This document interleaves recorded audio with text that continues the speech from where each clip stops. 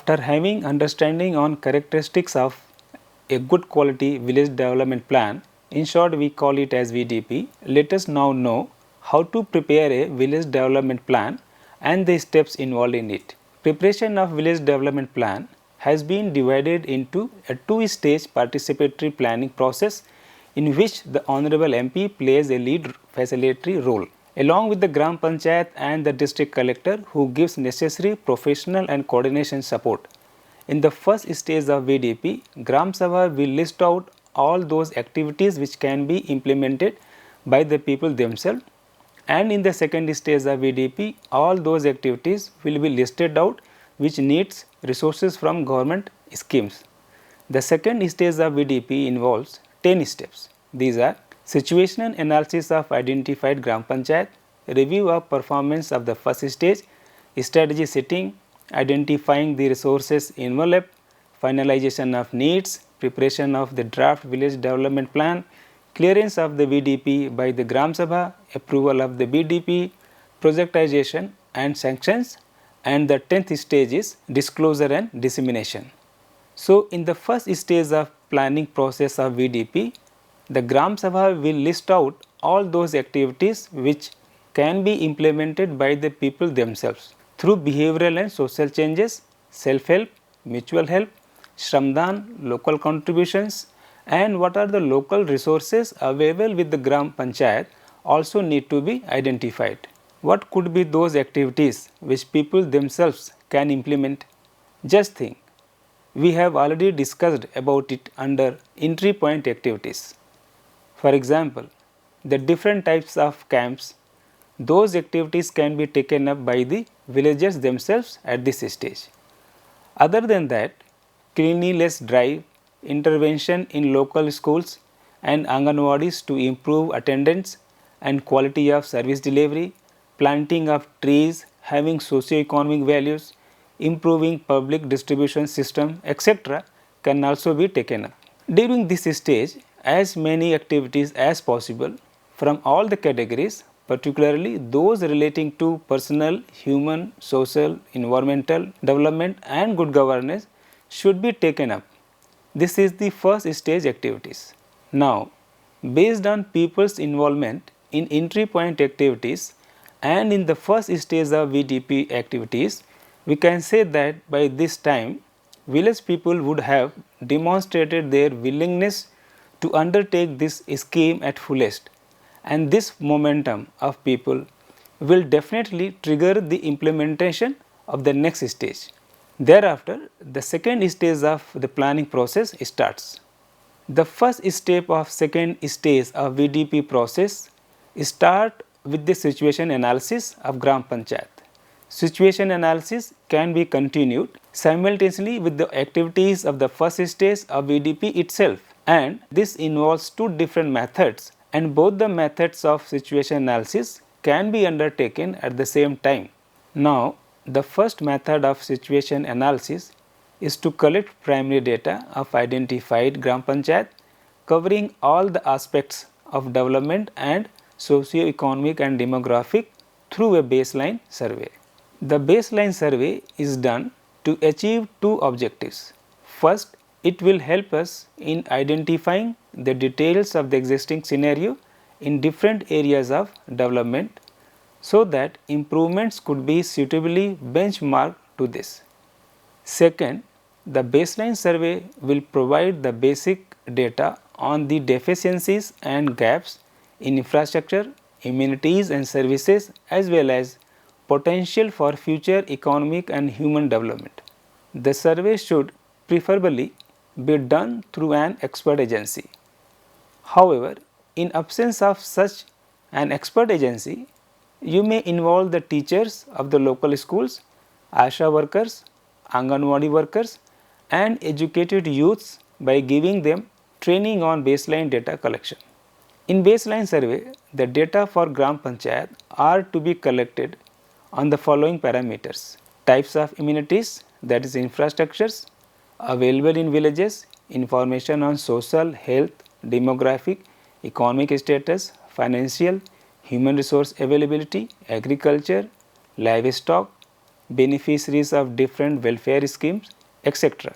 In addition to this, you may add those parameters which you think are relevant for this village. This is the first method to collect data for situation analysis.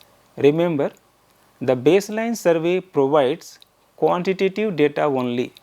However, sometimes we need descriptive and qualitative information as well, and at the same time it should be accurate one and has the approval of village people.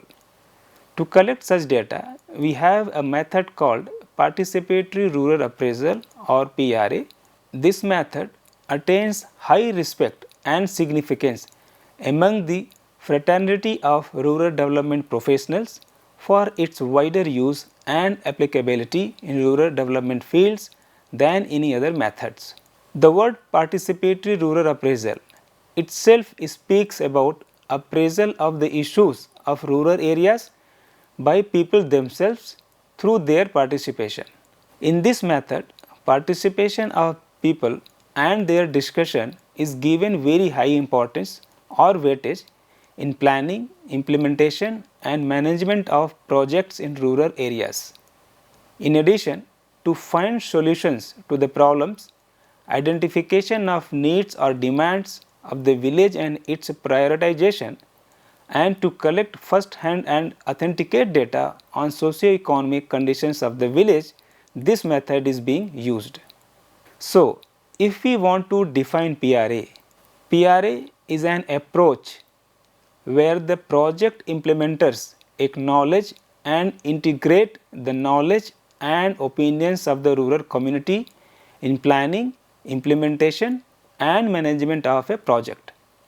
Participatory rural appraisal helps the community to identify their needs and constraints basing on which they can make plans, implement the plan and monitor and evaluate the whole process. So, in a nutshell, why do you use this method? Because it involves the people for whom the project has been designed. This empowers the people in identifying the local problems and needs. This helps identifying the use of rich local knowledge and local solutions. Involvement of project beneficiaries means village people, makes them serious, dedicated and enthusiastic towards project implementation. It's quite flexible and can be modified as per the local needs. The type and process of implementation of PRA depends on the area, people and socio-economic condition of the people and attitudes of those people. It provides an opportunity for us also to unlearn many things and relearn from the local people. There are three pillars of PRA which we should always remember while collecting data through PRA. First is our behavior and attitudes.